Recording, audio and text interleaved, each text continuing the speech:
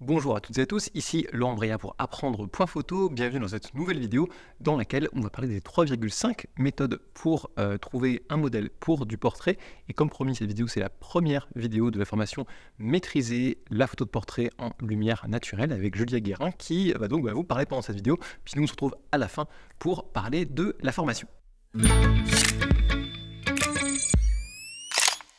Pour faire de la photographie portrait, il y a deux prérequis.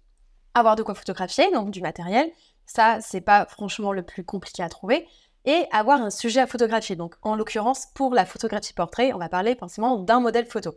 Quand on a l'habitude de faire des séances photo, on va savoir où et à qui s'adresser pour avoir notre modèle photo. Par contre, au début, il faut bien commencer par quelque part, et la question c'est, comment faire? Où et à qui s'adresser pour avoir notre modèle photo pour notre première séance et pour celles qui suivront. Dans cette formation, je vous propose d'aborder pas à pas chacune de ces questions en commençant par le concept même de portrait et de modèle photo. Et donc bien sûr, qui sont les modèles photo? On va considérer que ce terme, donc de modèle photo, implique une personne qui est consciente de poser pour l'objectif. Donc on va exclure de fait tout ce qui est photo de rue, photo événementielle, où là l'idée c'est davantage de prendre une photo d'une personne sur le vif, où elle n'est pas forcément consciente d'être photographiée, où elle ne pose pas volontairement. Ceci étant dit, avec qui se lancer pour votre toute première séance photo et bien sûr celles qui suivront ensuite. Du modèle débutant au mannequin professionnel, on a beaucoup de types différents de profils qui peuvent poser pour vous, mais encore faut-il savoir comment leur parler et où s'adresser pour obtenir leur aide. Déjà, il faut que vous ayez à l'esprit qu'ici on va parler de collaboration, c'est-à-dire qu'on va parler de séances non rémunérées, que ce soit pour le modèle ou pour le photographe. Et dans une collaboration, ce qui compte, c'est l'intérêt que chacun va avoir à travailler avec l'autre. Autrement dit, plus votre modèle va être expérimenté, plus il va en attendre de vous et de la qualité de vos photos. Et forcément, moins il va être expérimenté, moins vous aurez, entre guillemets, de pression sur le rendu. En partant de ce postulat, le profil forcément le plus accessible quand on commence la photo, c'est forcément le modèle débutant. Donc le modèle débutant, par définition, c'est quelqu'un qui est complètement inexpérimenté, qui a jamais posé ou qui a très peu posé. En fait, c'est un profil complètement idéal quand on commence la photo en tant que photographe, puisque vous allez grandir ensemble, comme je vous l'ai dit, et il va y avoir plusieurs avantages, dont deux que j'apprécie particulièrement avec ce genre de profil. Déjà, étant donné qu'ils débutent, ils n'ont pas d'attente particulière sur le rendu des photos. Ils sont là pour passer un bon moment et pour finalement avoir quelques photos d'eux qu'ils pourront peut-être utiliser sur leur réseau, qui les mettront un peu en valeur. Mais ce qui est intéressant, c'est qu'ils n'auront pas de notion de ce qui différencie un portrait d'un vraiment très bon portrait qualitatif. Donc, le deuxième avantage, justement, c'est qu'il n'a pas encore mis les pieds dans le monde de la photo, donc il va être beaucoup plus disponible que certains modèles qui sont plus connus dans l'écosystème local, régional, voire parfois national. Si vous le contactez directement pour lui demander une séance photo, il sera davantage disponible et il aura plus de chances pour qu'il accepte votre proposition. Le bonus aussi, c'est que dans les modèles débutants, on n'est jamais à l'abri de ce que j'appelle une pépite, c'est-à-dire de quelqu'un qui peut-être n'a jamais posé, mais en fait, qui a ça dans le sang, quoi. On sent tout de suite qu'il y a quelque chose qui fonctionne. Un regard, du charisme, un style, des poses qui sont naturellement prises. Et ça, c'est hyper intéressant parce que vous serez peut-être le premier photographe à capter ça. Et c'est que du bonus puisque vous allez permettre à quelqu'un de rentrer dans cet écosystème, de le mettre en avant et vous serez la première personne à l'avoir découvert. Par contre, l'inconvénient avec les modèles photos qui débutent, c'est que justement, c'est vous le sachant. Donc c'est à vous de les diriger, de les guider. Ça va être à vous de porter la séance photo. Donc il va être nécessaire pour vous d'être force de proposition, d'avoir une ligne directrice, de lui donner des idées de pose parfois, de savoir comment le positionner par rapport à la lumière. Mais ça, on va le voir progressivement, ça s'apprend, mais il faut que vous l'ayez en tête. Et en même temps, il ne faut pas que vous soyez trop rigide pendant les séances photo avec les débutants dans le sens où ça risque de le bloquer. Et si ça le bloque, il va être de plus en plus crispé, vous allez le sentir. Alors c'est quasi imperceptible, mais ça se ressent sur les photos. La mâchoire va être très bloquée, la personne va être encore plus rigide, peut-être au début si elle était un peu stressée. Donc voilà, il va falloir trouver un juste milieu entre diriger votre modèle et quand même laisser libre d'interprétation et l'encourager à faire ses propres poses et à être force de proposition aussi. Mais justement, comme je l'ai présupposé, modèle débutant ne veut pas dire mauvaise photo. Ce n'est pas parce que vous travaillez avec quelqu'un qui n'a jamais posé que vos rendus seront forcément mauvais. C'est un travail d'équipe certes, mais c'est vous le chef d'orchestre. Par exemple, si on prend ces 3 photos, ce sont 3 femmes qui n'avaient quasiment jamais posé, voire jamais tout court et qui m'ont fait confiance pour leur première séance photo. Alors, elles avaient toutes les trois un objectif différent. La première souhaitait, entre guillemets, juste des photos d'elles. La seconde souhaitait des photos d'elles naturelles, mais qu'elles puissent utiliser sur ses réseaux professionnels. Et la troisième voulait mettre en avant le fait qu'elle était danseuse de flamenco. Et vous voyez, ça donne trois styles vraiment complètement différents, mais je ne considère pas que ce soit des photos ratées pour autant. Je les trouve intéressantes, c'est trois poses complètement différentes, des couleurs complètement différentes, et pourtant, je pense en tout cas que ce sont des photos qui sont très correctes, et je suis satisfaite de les avoir livrées à mes modèles comme ça. Et après le modèle débutant, c'est assez naturellement qu'on va arriver vers le modèle confirmé, expérimenté. C'est-à-dire, c'est celui qui a l'habitude de poser, peut-être parfois depuis plusieurs années, qui n'en a pas fait son métier pour autant, donc qui reste un modèle amateur, mais qui sait poser, qui ne craint pas l'objectif, au contraire, qui sait jouer avec et qui sait se mettre en avant. En dehors de mon activité professionnelle, c'est le profil avec lequel je travaille le plus souvent, parce que c'est le plus agréable pour moi. On a tous les deux notre expertise à apporter. Lui, il va être force de proposition, moi aussi, et en fait, c'est toujours cet échange qui se fait main dans la main pour avoir un rendu beaucoup plus artistique que ce que j'ai pu vous montrer avec les modèles débutants. Et pour cause, en fait, ce sont généralement des personnes qui ont développé un vrai intérêt pour la photo, pour le fait de poser, et qui vont faire régulièrement du travail, des séances photo avec différents photographes. Donc c'est hyper intéressant d'autant plus parce que peut-être que vous avez une façon de fonctionner qui ne correspondra pas à un autre photographe, et du coup, le modèle confirmé va pouvoir partager ses différentes expériences. Vous allez peut-être piocher différentes astuces chez les uns, chez les autres, et ça va enrichir à la fois son expérience en tant que modèle et la vôtre en tant que photographe. Ce qui est assez chouette aussi avec les modèles confirmés, c'est qu'en fait, il y en a partout en France. On va revoir un petit peu plus tard dans la formation comment les contacter et où les trouver, mais en fait, que vous vous trouviez en France métropolitaine ou dans les dom-toms, vous allez toujours réussir à trouver un modèle confirmé. Qu'il s'agisse d'un modèle qui soit dans votre ville, dans votre département ou dans votre région, vous allez toujours trouver un moyen d'avoir quelqu'un qui acceptera de poser pour vous. Et il y a aussi un autre type de profil de modèle que j'aime beaucoup, qui sont d'ailleurs assez recherchés. Ce ne sont pas à proprement parler des modèles photos, par contre, ils restent des professionnels de l'image, de la maîtrise de leur corps et de leurs émotions. On a notamment les comédiens et les danseurs qui, en fait, même s'ils n'ont peut-être parfois jamais posé, ils savent se comporter, ils savent bouger, ils savent maîtriser leur corps, et ce sont souvent des profils qui sont assez recherchés. Et donc forcément, vous en doutez, le plus gros avantage pour un modèle photo confirmé, c'est que après 5, 7, parfois 10 ans d'expérience, il sait clairement comment poser, il sait prendre la lumière, il sait comment se mettre en avant, il sait comment jouer avec l'objectif. Il va être force de proposition, il va prendre du plaisir à passer cette séance photo avec vous si vous êtes dans un échange équivalent avec lui. Par contre, ça ne vous empêche pas de guider quand même votre modèle. Effectivement, ce sera peut-être un peu moins rigide qu'avec un modèle débutant, mais ce sera à vous de dire ce que vous voulez, ce qui est bien, ce qui rend un peu moins bien, l'encourager à aller un peu plus loin, etc. Autre avantage, le modèle confirmé, en général, il est bien inséré dans l'écosystème local. La photographie, et particulièrement portrait, c'est un tout petit monde. Et le modèle qui est intéressant, c'est qu'il va pouvoir parler de vous à d'autres modèles photos, à d'autres, pourquoi pas, photographes, et ça va commencer à faire parler de vous. Et on espère bien, mais ça, on va y revenir un petit peu plus tard. Ça va vous faire un petit peu de visibilité. Et après avoir travaillé avec un modèle, l'avantage, c'est que les autres vont pouvoir prendre de son expérience pour savoir comment vous étiez pendant la séance photo.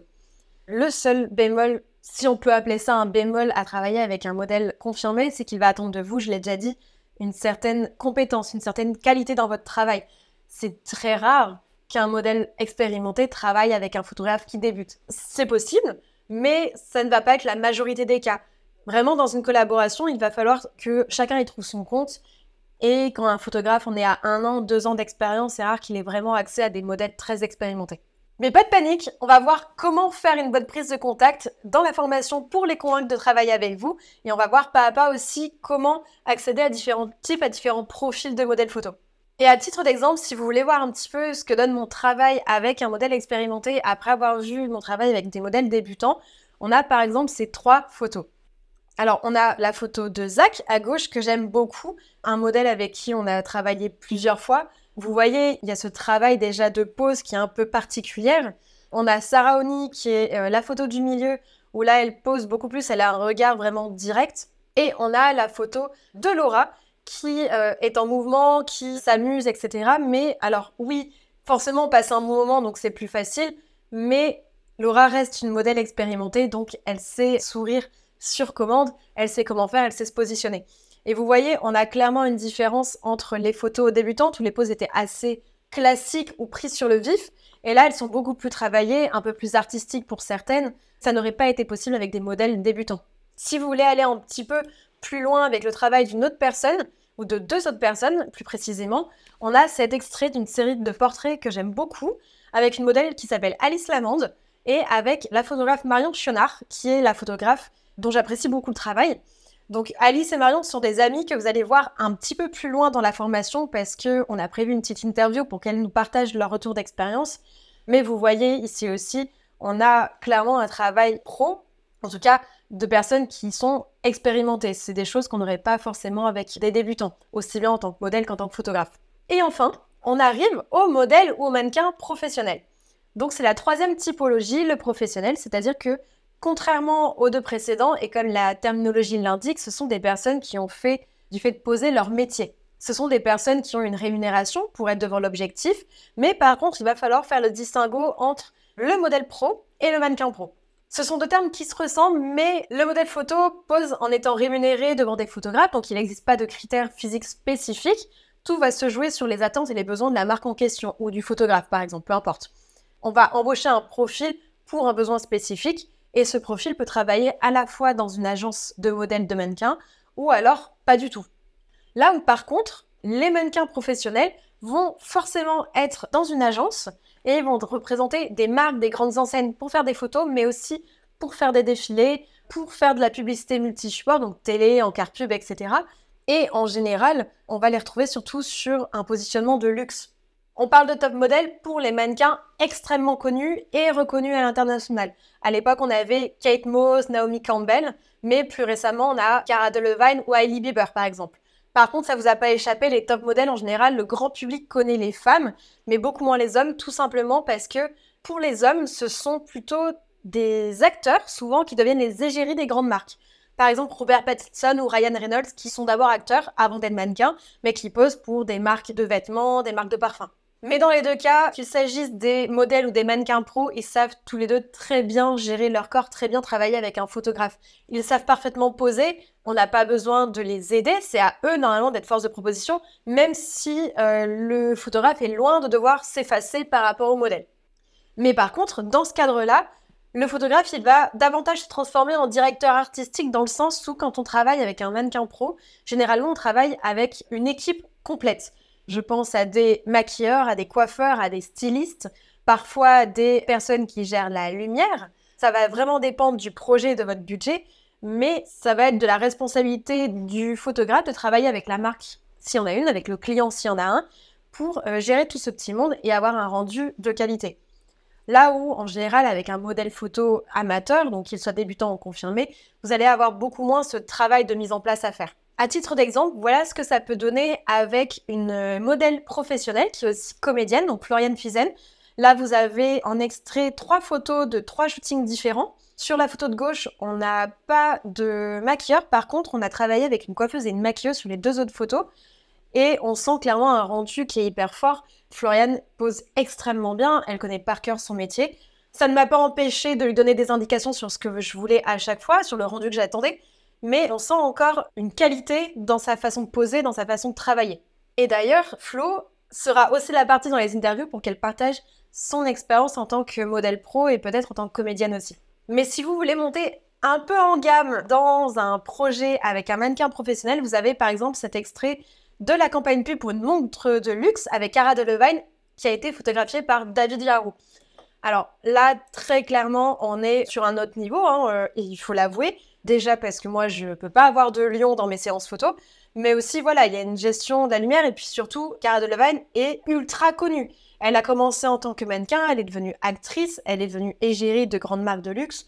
Alors, toute proportion gardée, il vous est possible de travailler avec un mannequin professionnel ou un modèle professionnel, mais il va falloir se calibrer avec l'équipe et le budget que vous avez. Du coup, je pense que vous avez instinctivement compris les exigences qu'il y a à travailler avec un mannequin professionnel, les avantages et les inconvénients.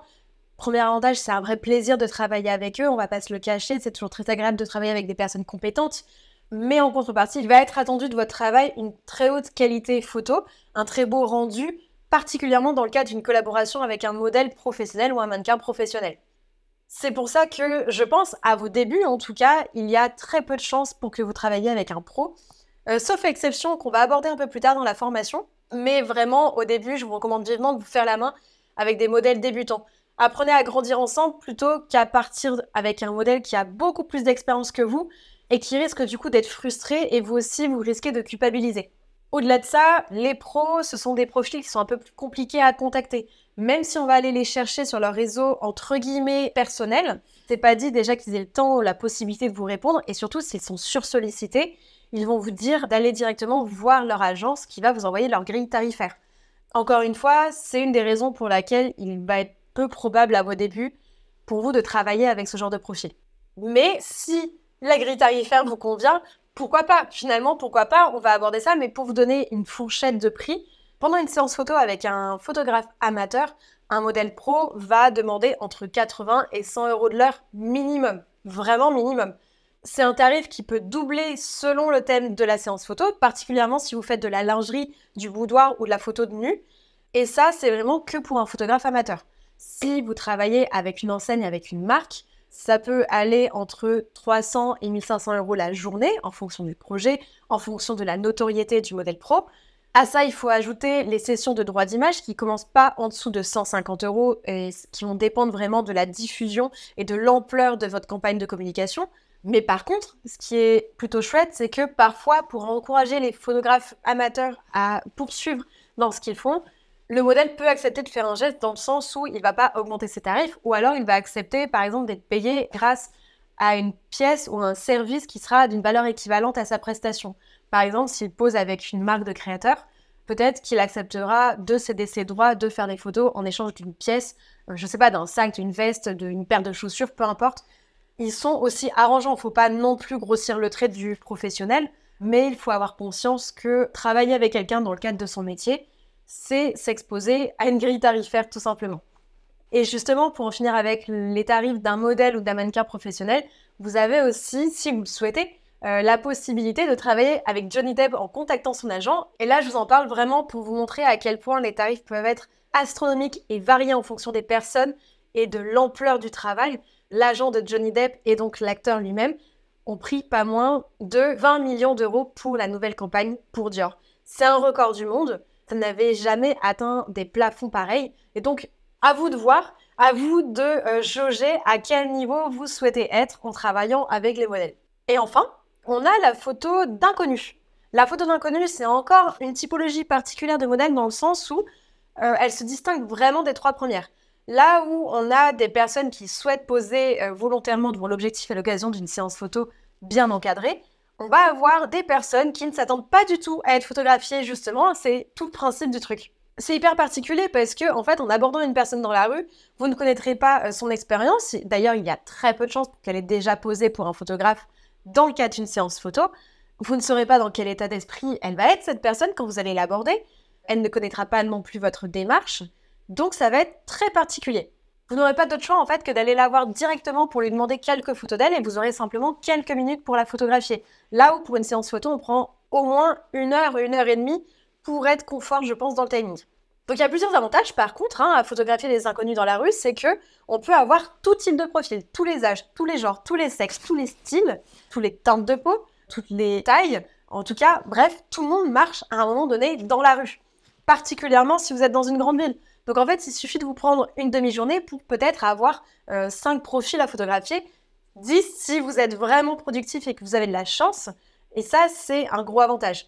Par contre, effectivement, à contrario, parfois, vous pouvez peut-être marcher 3 jours dans la rue et il n'y a personne qui va vous taper dans l'œil ou en tout cas qui va attirer assez votre attention pour avoir envie de le photographier. C'est une méthode de travail qui est hyper différente et je pense même, en tout cas, personnellement, je dirais que c'est vraiment un hybride entre la photo de rue et la photo portrait. Parce qu'on est vraiment dans des dispositions particulières où le travail va être fait de manière d'autant plus particulière. L'autre avantage, c'est que, en général, si vous avez la bonne façon de faire, c'est rare d'obtenir un non de la part des gens dans la rue. Alors c'est possible bien sûr s'ils sont pressés, si ils sont méfiants, s'ils n'ont pas envie, voilà, c'est possible.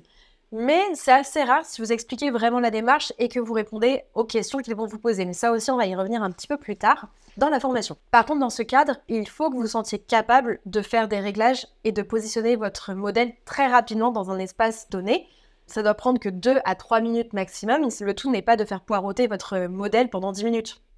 Ça va exiger une certaine rapidité d'adaptation et peut-être qu'au début, ce sera un peu plus compliqué que pour les autres modèles, en tout cas que pour les autres typologies de modèles. Voici une photo que j'aime beaucoup d'une inconnue qui, après discussion, s'appelait Joséphine. Alors, c'est une photo qui n'est pas de moi, qui est de la photographe Laura Bousquet, qui est une très bonne amie, mais c'est une photo que je tenais à vous montrer parce qu'on parle beaucoup de photographes, ou en tout cas de photographie de personnes dans la rue. Mais en fait, la photographie d'inconnu, elle peut se faire partout. Elle peut se faire dans un restaurant, dans un café, dans un parc. Et là, en l'occurrence, pour l'histoire de cette photo, je sais que Laura a vu cette dame dans un café, au comptoir, elle est allée la voir, elle lui a plu et elle a pris cette photo. Et c'est une photo que je trouve particulièrement réussie, très douce et qui exprime de la sympathie pour cette personne. Donc vous l'aurez compris, dans cette formation en ligne, on va aborder pas à pas chaque question, chaque interrogation que vous pourriez avoir en commençant la photographie portrait. Donc, dans le premier module, tu vas nous expliquer toutes les méthodes pour trouver des modèles, puisque toi, tu as tout testé maintenant, donc tu sais un petit peu nous dire comment faire. Je crois qu'il y a aussi carrément un exemple de message pour les contacter.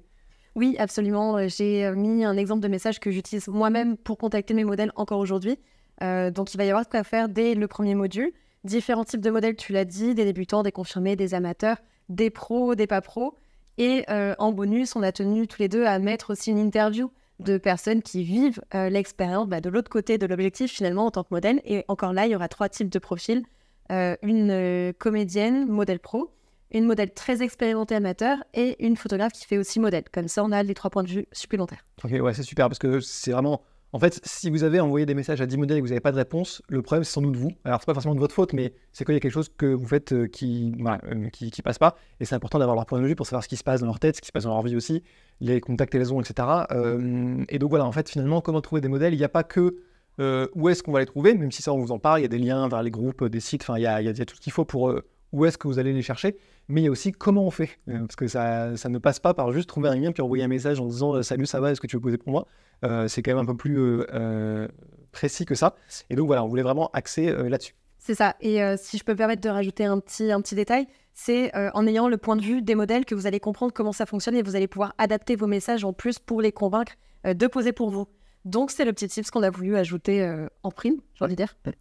Donc dans le deuxième module, bon, on ne peut pas passer outre la question du matériel et des réglages parce qu'il y a peut-être certains qui ont déjà commencé et qui du coup n'ont pas de problème avec ça, ou en ont encore, mais il y a peut-être qui débutent complètement, donc on voulait quand même faire un point là-dessus sur quel matériel tu conseilles pour le portrait, et puis aussi comment gérer ces réglages, parce que notamment je sais qu'il y a plein de gens qui ont un problème par exemple de mise au point ou avoir le flou exactement là où ils veulent, donc c'est bien de faire le point là-dessus.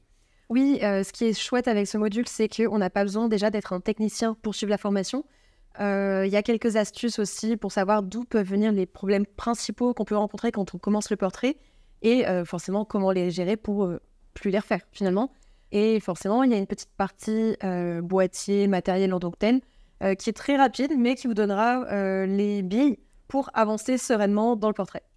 Donc dans le troisième module, tu veux nous parler de comment placer son modèle, comment composer un portrait. Est-ce que tu peux me dire un petit peu ce que tu vas aborder dedans? Ce qui est génial et ingrat en même temps dans le portrait, c'est qu'en plus d'avoir un élément supplémentaire qui est l'être humain, on doit forcément savoir le positionner et le gérer dans l'espace.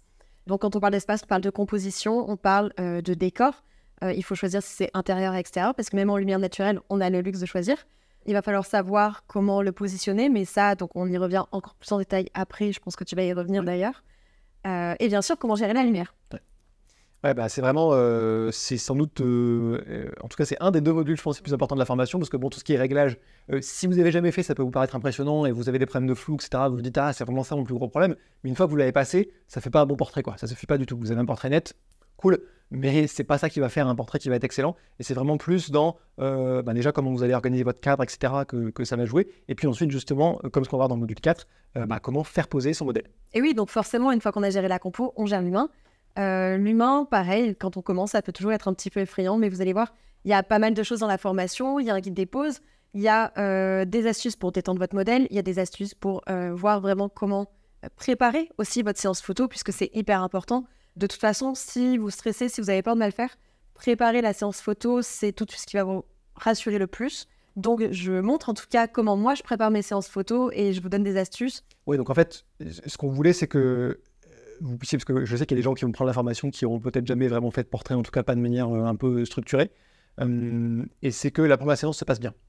Il ne faut pas que vous repartiez avec une mauvaise impression, parce que le but, c'est quand même de se faire plaisir, quoi. Là, le but, c'est que vous ayez tout ce qu'il faut pour bien préparer déjà, donc pour, comme disait Julia, être moins stressé, et puis aussi des trucs concrets à appliquer, parce que, voilà, évidemment, quand vous allez avoir plus d'expérience en portrait, ça va être plus naturel pour vous, d'étendre le modèle, etc. Mais au début, des fois, on ne sait pas trop quoi faire, donc c'est bien d'avoir 2-3 trucs à retenir sur lesquels on se repose pour au moins avoir un truc qui fonctionne. Et après, sur le long terme, évidemment, vous serez peut-être un peu plus... vous aurez vos astuces à vous, vos blagues à vous. Voilà, c'était vraiment pour que vous ayez de quoi faire poser un modèle sans avoir peur. Peut-être, la première séance, elle sera simple, vous faites 2-3 pauses, ça ira, mais au moins, vous aurez une bonne première impression et derrière, vous pourrez enchaîner avec d'autres choses plus compliquées. Donc, c'est vraiment pour avoir des bonnes bases et pouvoir finalement mettre le pied dedans et savoir que tout se passe bien. Et en fait, même moi, il y a des astuces que j'ai décidé de mettre dans la formation que j'utilise toujours aujourd'hui. Parce que ça m'arrive de me sentir parfois en difficulté, parce que je suis pas à l'aise avec la lumière, parce que je suis pas à l'aise avec la personne. Ça arrive encore, même après 10 ans de portrait. Et en fait, tout de suite, dès que vous avez bien préparé, que vous avez quelques bases en tête là, que vous découvrirez du coup dans la formation, ça permet de vous remettre en confiance, de revenir sur un terrain un petit peu conquis. Et du coup, c'est comme ça qu'après, vous pouvez aller plus loin. Donc, toujours se rappeler des petites bases et pouvoir les appliquer en cas de besoin. C'est assez chouette et c'est ce que j'ai essayé de vous montrer, de vous apprendre dans la formation. Bon, donc on aurait pu s'arrêter là, mais on s'est dit, c'est pas encore assez, parce que moi quand je fais des formations moi-même ou quand je travaille sur des formations avec des profs, j'aime bien avoir un truc structuré où on a vraiment des modules avec un thème particulier. Si vous avez des problèmes avec la composition ou avec la pose du modèle, vous pouvez aller voir directement ça. Mais à un moment, il faut quand même réunir les pièces du puzzle. C'est pas forcément évident. Et là, on a vraiment voulu vous montrer des séances de portrait pour que vous voyez exactement comment ça se passe. Donc il y en a 3, c'est ça? Oui, il y en a 3. Alors, il y en a un, forcément toujours en lumière naturelle, mais en intérieur, un en extérieur et un qui vous montre un petit peu comment gérer la lumière forte, la lumière douce et avec ça, le contre-jour. Oui, c'est important parce que on peut vraiment rencontrer le propre de la lumière naturelle, c'est qu'on ne contrôle pas. Et du coup, on peut vraiment avoir des choses différentes en extérieur parce que on a envie de shooter en extérieur ce jour-là, mais des fois il pleut, donc on peut devoir improviser à l'intérieur. D'ailleurs, on l'a vu, il y a un DTP où ça a fini sous la pluie. Voilà. Donc voilà, ça arrive. Là aussi, j'en profite, il y a des petites astuces aussi, si jamais avec la lumière naturelle, justement, il se met à pleuvoir, il y a des astuces pour anticiper ça qu'on vous donne dans la formation au passage parce que ça arrive tout le temps. Ouais. Forcément. Donc voilà, l'idée c'est vraiment de vous montrer un petit peu les réalités, comment tout ça s'imbrique ensemble pour que vous ayez vraiment une vraie idée de comment ça se passe, et puis aussi de vous montrer un petit peu le traitement après, parce que pour l'instant on n'a pas parlé dans la formation, mais une photo en général ça se termine sur ordinateur, et donc Julia vous montre comment elle termine ses portraits, et moi en bonus, je vous ai rajouté comment je termine quelques portraits. C'est une vidéo qui est issue de Sublime Photo, mais que je vous mets en bonus offert pour ceux qui s'inscrivent maintenant, pour que vous ayez une deuxième vision, comme ça en plus vraiment en termes de post-traitement, vous aurez ce qu'il faut. Donc voilà, comme vous le voyez, c'est complet. L'idée, c'est de vous mettre tout ce dont vous avez besoin pour atteindre cet objectif précis de faire les portraits dont vous rêvez. Et tout ça en quelques heures. L'idée, c'est pas de vous faire une formation qui dure des mois. C'est vraiment que vous puissiez regarder assez rapidement, appliquer assez rapidement et que dans quelques semaines, vous commencez à faire des portraits dont vous soyez vraiment content. Et puis, évidemment, que vous continuez à évoluer après parce que la pratique va forcément aider. Donc cette formation sera normalement vendue 99 €, mais elle est à 50 € de réduction, donc seulement 49 € jusque ce soir seulement. Donc dépêchez-vous parce que c'est bientôt la fin, si vous voulez profiter de cette promo. Donc voilà, je vous mets le lien en description juste en dessous pour profiter de l'offre, donc cliquez dessus et puis ce sera à ce prix-là, sauf si vous regardez cette vidéo en 2026, évidemment, désolé. D'ici là, je vous dis à bientôt et bonne photo.